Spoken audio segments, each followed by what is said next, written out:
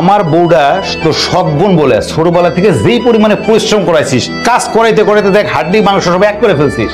তখন মনে ছিল না যে কষ্ট কারে বলে? এখন তুই কাজ করবি, করে তুই কষ্টটা কি তার বুঝবি। চল। দুলা ভাই কি পাগলামি করতেছেন আপনি? এই আপা, তোমার সামনে তোমার মেয়ের জামাই কি বলতেছে, তুমি কিছু বলবো না? আরে তোরা শালা দুলাভাইর ব্যাপার, ওখানে আবার আমারে কেন টানোস?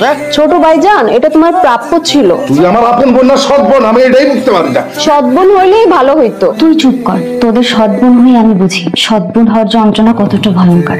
পৃথিবীতে কেউ যেন সৎ হয়ে জন্ম না নেয়। আমার সৎ মা ছোট ভাই জীবন আমাকে এত অত্যাচার করছে, যেটা চিন্তা করলেও রাতে আমার ঘুম আসে না। আজকে শুধু আমি সৎ বলে। প্লিজ বোন, কান্না করিস না।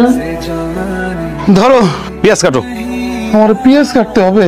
দুলা ভাই আপনি বিশ্বাস করেন, আমি জীবনে কোনোদিন পেঁয়াজ কাটি নাই। পেঁয়াজ কাটা তো দূরের কথা, কোনোদিন পাকা আম কাটো আমি খাই নাই। চাপাবাজি করে তো বিয়ে করছো, বউয়ের জন্য একটা চাকর রাখার মুরদ নাই। 15,000 টাকা বেতন দেওয়া লাগবে, সেই ইনকামও তুমি করো না। আবার বউয়ের জন্য চাকর রাখো না। বেশি বাড়াবাড়ি করলে তোমার বউয়ের কাছে যা সব কয়ে দেবো যে আমি তোমার চাকর না, আমি এই বাড়ির তোমার সৎ বোনের জামাই, মানে এই বাড়ির ঘাওড়া জামাই।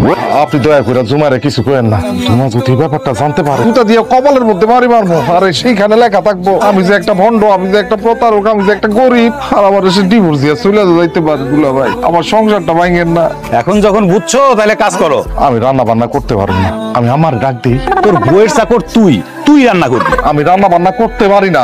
দরকার হলে তুই ইউটিউব দেখে রান্না করবি, তারপরেও কোনো কাহিনী হবে না। শাল, আমি এই কষ্ট করতে পারবো না, আমি রান্না করতে পারবো না। দুলা ভাই কাজ কিভাবে করাইতে হয় তা আমি ভালোই জানি। আমি হলাম এই বাড়ির 1 নম্বরের ঘাওড়া জামাই। আপনি চিন্তা করেন না, আমার ওই মোবাইল আছে তো, আমি ইউটিউব দেখা রান্না করতেছি। হ্যাঁ, চুলা থেকে পাতিলটা সবাই তুইব।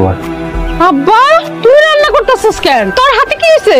যা হয়েছে মা, তার জন্য দায়ী হইলো তোমার এই মেয়ের ঘাওড়া জামাই। সব ভুল আমার, জানোস? এই বাড়িতে যেদিন আমি পাও রাখছিলাম, ওই দিনই যদি আমি আমার সতীনের মায়াটারে লবণ পানি খাওয়াম, তাহলে এই ঘাউড়াটার চেহারা দেখতে হইতো না। শাশুড়ি আম্মা, আপনার ওই সৎ মেয়ে ছিল দেখেই ভাইয়ের উপরে পা তুলে এতদিন গিলছেন, আর সৎ মেয়েটারে দিয়ে সব কাজ করাইছেন, তাই না? তুমি ঘাওড়ার কাছ থেকে আমার রক্ষা করো। এই ঘাওড়া আমার জীবনটারে তেজ মতো বানায় ফেলবো। তুই যা আব্বা, আমি রান্না করতেছি। না না শাশুড়ি আম্মা, এমনটা তো হবে না। ওর বইয়ের চাকর ওই হবে।